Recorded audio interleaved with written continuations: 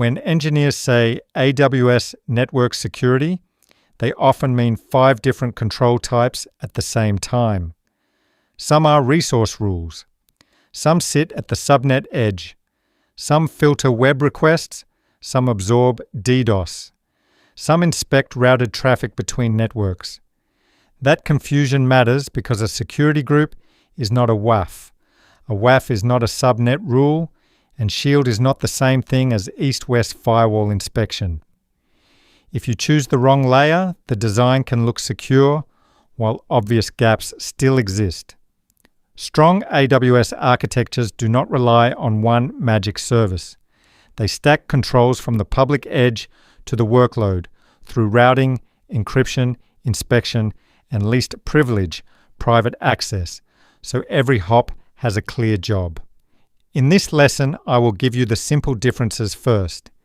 Then we will build the enterprise pattern many teams actually use: Internet, WAF and Shield, inspection VPC, firewall, and finally the application VPC. First, I will give you one clear mental model for the control layers so the service names stop blending together.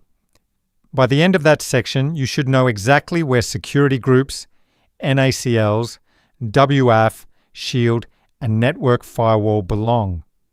Then we will build one realistic AWS path for a production application, starting at the public edge, carrying TLS with ACM, crossing an inspection layer, and ending in private subnets, where workloads only accept the traffic they truly need. After that, we will walk the enterprise traffic pattern step by step with transit gateway route tables, route table segmentation, endpoint policies, and AWS Network Firewall. I will also show where Gateway Load Balancer fits when teams need third-party security appliances.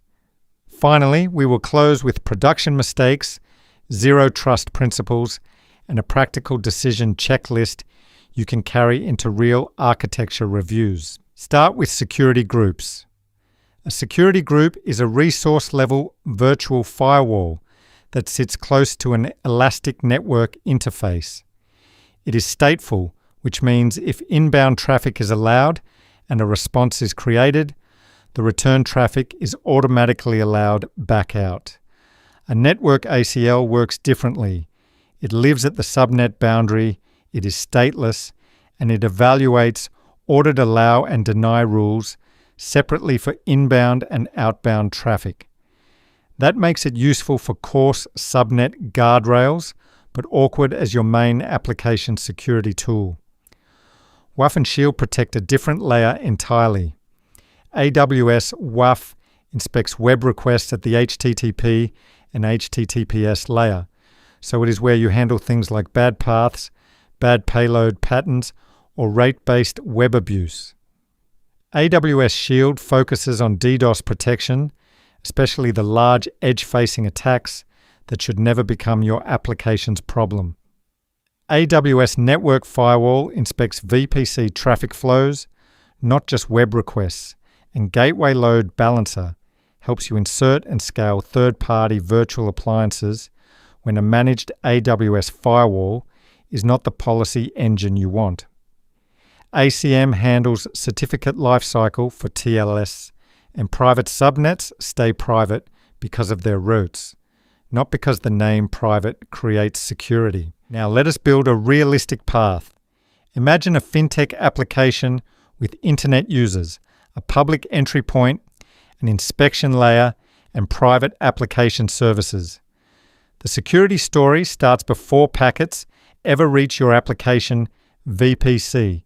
At the public edge, you place AWS Shield and AWS WAF in front of the HTTP entry path, commonly around CloudFront, an application load balancer, or both depending on the architecture. TLS certificates are managed through ACM, so the edge identity is strong, current, and operationally sane. After that first filter, approved traffic does not jump straight into the application subnet. In the enterprise pattern, traffic is steered into an inspection VPC, so policy enforcement and threat inspection happen in a controlled place instead of being duplicated inside every application VPC. Inside the application VPC, the workloads live in private subnets. Security groups allow only the expected sources and ports. NACLs, if used, stay coarse and deliberate.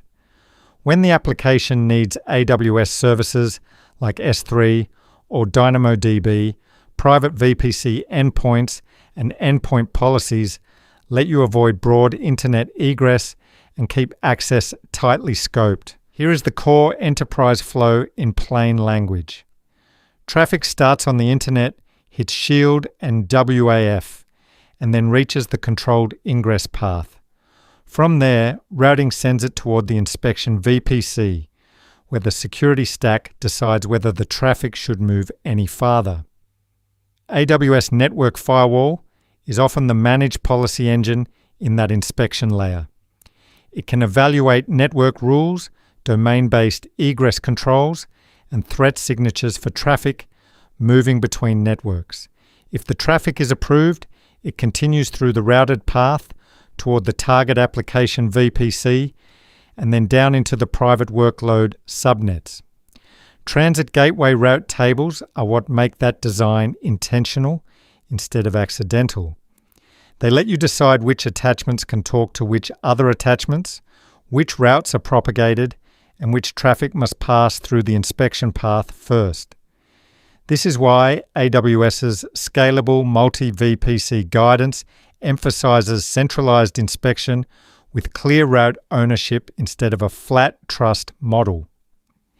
Gateway Load Balancer fits when you need to insert appliance fleets such as partner firewalls, IDS, or specialized inspection tools. The important difference is simple. Network Firewall is the AWS managed firewall service, while Gateway Load Balancer is the insertion and scaling pattern for third-party virtual appliances.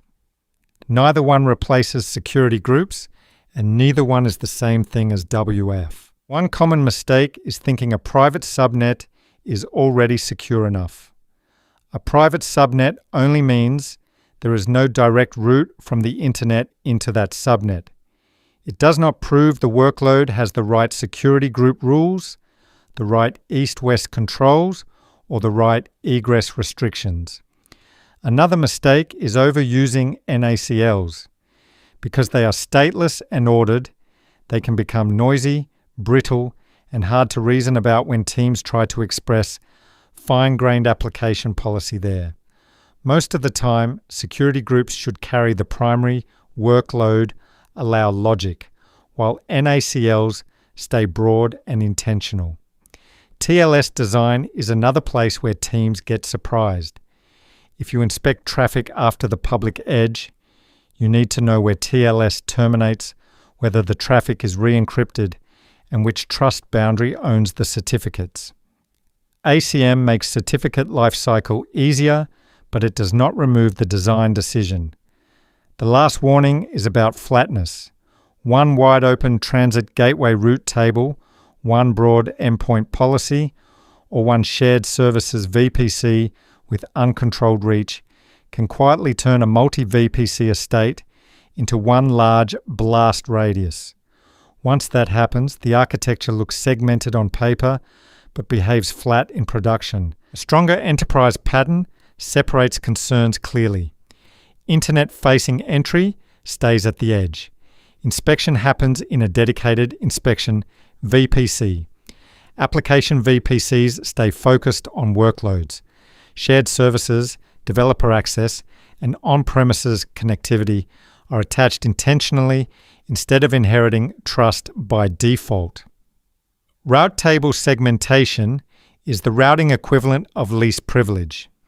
Instead of one giant transit gateway route table, you use separate route domains for ingress, egress, production workloads, development workloads, shared services, and sometimes quarantine or restricted partner access. Association and propagation become deliberate security decisions, not background defaults. Endpoint policies add the same least privilege idea to AWS service access. A workload does not just get a path to a VPC endpoint. It also gets a policy that limits which buckets, tables, prefixes, or actions are acceptable. That is much closer to zero trust than saying it is inside AWS, so it is probably fine. If you want the shortest possible decision framework, use this one. Need workload level allow rules close to the resource. Security group, need coarse subnet boundary rules. NACL, need HTTP or HTTPS request filtering. WAF, need DDoS protection at the edge. Shield, need network traffic inspection across VPC paths. Network firewall or a gateway load balancer appliance pattern. Need certificate lifecycle for TLS, ACM. The key idea is that AWS network security is layered by purpose. Security groups protect resources, NACLs protect subnet boundaries. WAF protects web requests, Shield protects against DDoS. Network firewall inspects routed traffic.